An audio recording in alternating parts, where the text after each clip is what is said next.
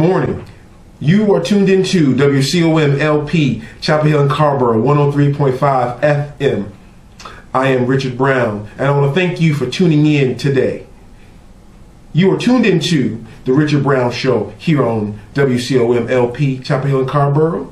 And today I have a wonderful guest with me, and we're going to jump into that conversation in just one moment. But before we do, I want to take a brief second and talk about how The Richard Brown Show acts, how it moves. And The Richard Brown Show is a space where you can engage. Specifically, we talk with, deal with, engage with African Americans, but all the information that you find here can be applied to everyone.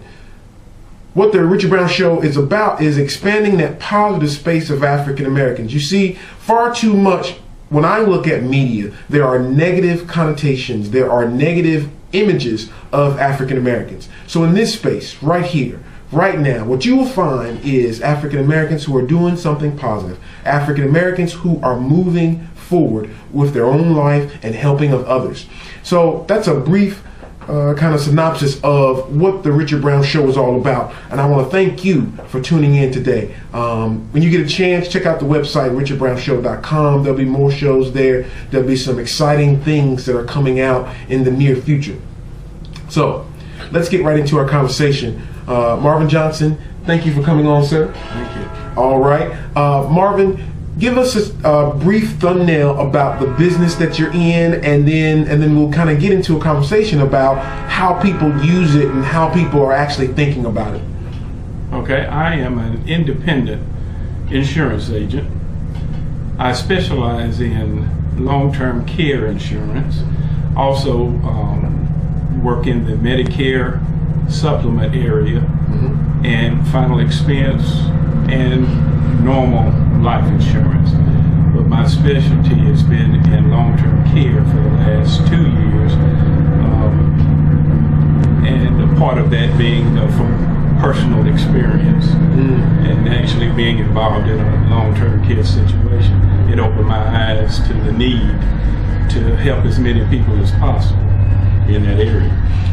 Talk about what you mean by long-term care. I think that there's been so much information, so much even misinformation as it relates to healthcare, the healthcare bill. Let's just kind of get a working definition for what long-term care is, and then give me a sense about maybe how many people are within that population. Long-term care is that care when an individual triggers what's called activities of daily living, where they can feed themselves, transport themselves, bathe themselves, continence, whether they have a cognitive issue. When they trigger those events in their lives, when their health changes, and everybody's health changes, and they need the assistance of someone else to help them do those things, that's what's considered long-term care. Now, long-term care, it doesn't have to be permanent, is what I'm hearing. No, it doesn't necessarily have to be a long-term situation. An example, an individual breaks a leg or breaks a hip and cannot move about their home. So it's not necessarily, in most cases, it's an older situation, but the numbers won't bear it out as being only an elderly situation. It could be a 30-year-old with a broke hip and needs assistance at home. So let's get to the kind of, what do people do? What type of kind of insurance, or what type of assistance do people need in order to get that type of care? Well, there's really 4 things that can happen when a person gets in a long-term care situation. Number 1, they can either have family and friends come and take care of them. Old school, where we used to do. Exactly. Number 2 would be they would just pay somebody to come to their home and take care of them. The third thing a lot of people think is that Medicare or Medicaid would take care of them in that situation, but there are qualifications involved in that. Okay.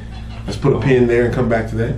And the fourth thing is private insurance. In other words, you're doing like you do when you protect your home from fire, or you protect your car from a car wreck, or you protect yourself in a short-term health situation.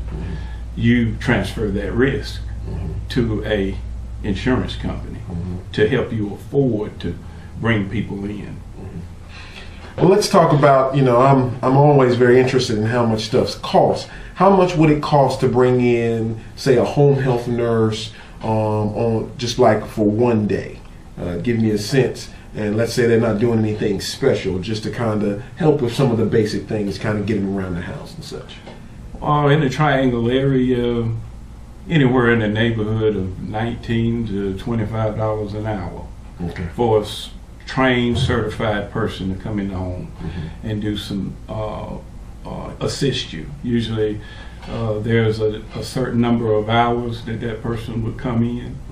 Now, if that person has a health condition that requires a nurse, then therefore those costs can go up.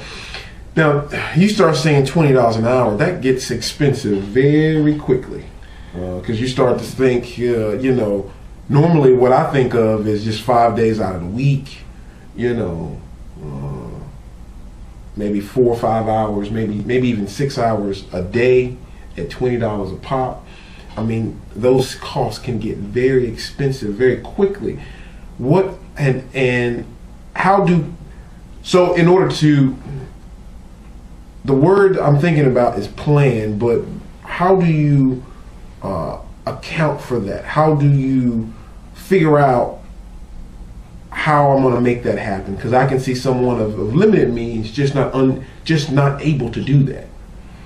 Well, that's the importance of having those discussions in regards to the planning at a time when people's health will allow them, because long-term care insurance, you have to go through underwriting. So your health has a lot to do with you being able to get it. Now, as far as the cost involved in it, there's no way to really get around it unless you can get assistance, and there's community groups and different organizations that a person could try to get information from on how they could get monies to help them if they're in a situation that they can't afford to just pay somebody to come into the home.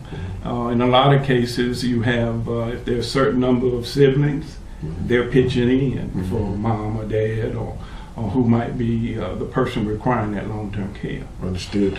Talk about who those companies are that's actually doing the underwriting. Who actually are these banks? Are they insurance companies? Who's actually holding that paper as it relate or are doing that risk? I'm familiar with Geico. I'm familiar with State Farm's insurance. Could you just kind of rattle off 2 or 3 of those companies so we can try to connect? Okay, this is what's happening on the national level. Let's talk about what's happening on the state level and what's happening here in our local community. Well, in regards to long-term care insurance, there are at one time there were 109 insurance companies, private insurance companies, providing product plans for people.